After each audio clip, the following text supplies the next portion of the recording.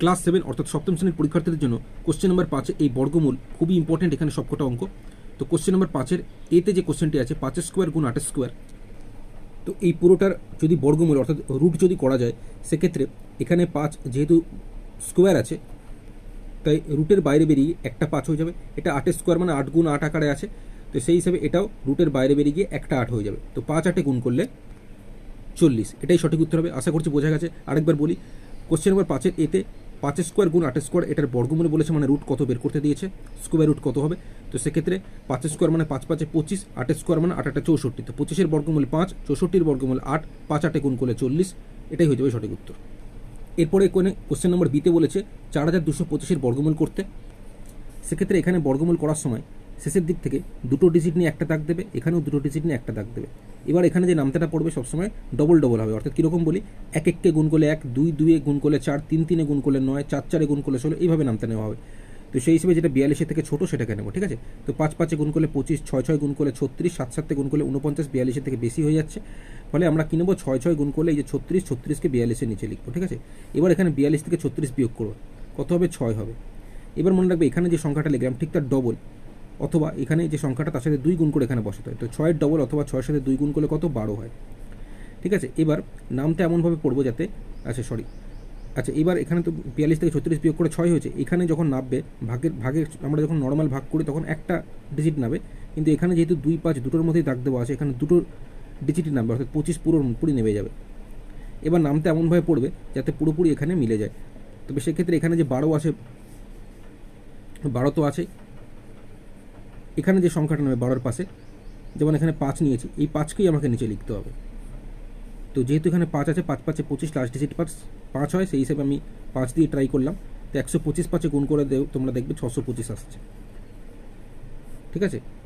তো এবার এখানে 5 দিয়েছি বলে এখানেও 5 দেবো, তো ব্যাস মিলে গেল এটা। তো এই 4225-এর বর্গমূল হয়ে যাবে কত, এই 65, এটাই সঠিক উত্তর হবে, ঠিক আছে।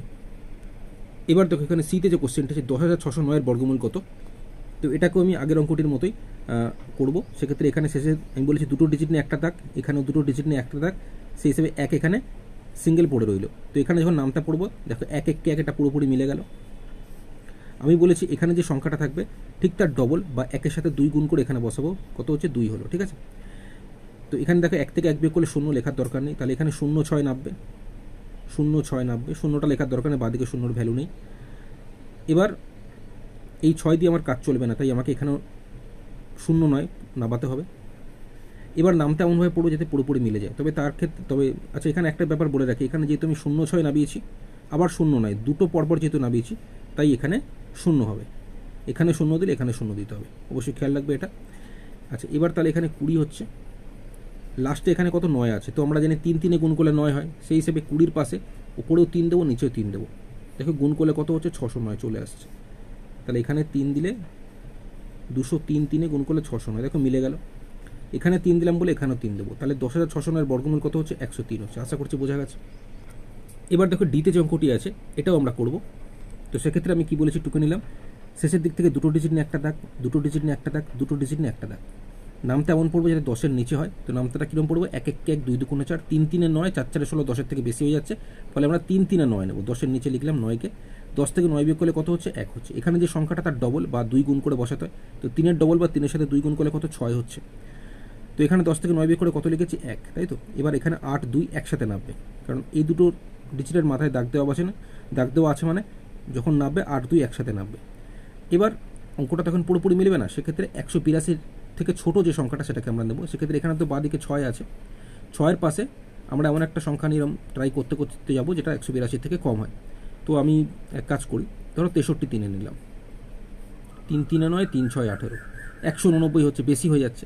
তার মানে আমরা বুঝতে পারলাম যে 6-এর পাশে উপরে 2 নিচে 2 দেবো, মানে 62 দুগুণে কাজ হয়ে যাবে। 2 দুগুণে 4, 6 দুগুণে 12, কত হচ্ছে, 124। এখানে 2 দিলে এখানেও 124 হচ্ছে, 62 দুগুণে 124, ঠিক আছে। এবার এখানে 2 লিখলাম বলে এখানেও আমাকে 2 লিখতে হবে, ঠিক আছে। এবার দেখো এখানে 182 থেকে 124 যদি বিয়োগ করি 58 হচ্ছে। আচ্ছা এইবার এখানে যে সংখ্যাটা থাকবে, যেমন 32 আছে, তার ডবল বা 32-এর সাথে 2 গুণ করে এখানে বসাবো। তো 32 দুগুণে কত হচ্ছে, 64। আচ্ছা এখানে তো বিয়োগ করে 58 হয়েছে। এবার এখানে নাবার মধ্যে এই 4 1 41 পুরোপুরি নেমে যাবে, যেহেতু এদের মাথায় এখানে দাগ আছে, পুরোপুরি নেমে গেল। এবার নামটা এমনভাবে পড়বো যাতে লাস্টে পুরোপুরি মিলে যায়। তো এখানে কত লাস্টে আছে? 1 আছে, তো 9 গুণ করলে 81 আমরা জানি, সেই হিসেবে এখানে 64 আছেই। তো আমি ট্রাই করবো 64-র পাশে ওপরে 9 নিচে 9 দিয়ে গুণ করে এই পুরোপুরি 5841 আসে কিনা। তো আমি দেখলাম পুরোপুরি 5841 চলে এসছে এই 649 সাথে 9 গুণ করে। এখানে 9 দিয়েছি বলে আমাকে এখানেও 9 দিতে হবে। তাহলে অপশান ডিতে সঠিক উত্তর হয়ে যাবে এই 329, ঠিক আছে, কারণ এখানে পুরোপুরি মিলে গেছে, এখান থেকে এটা বিয়োগ করে 0 হচ্ছে, তো বর্গমূল হবে 329।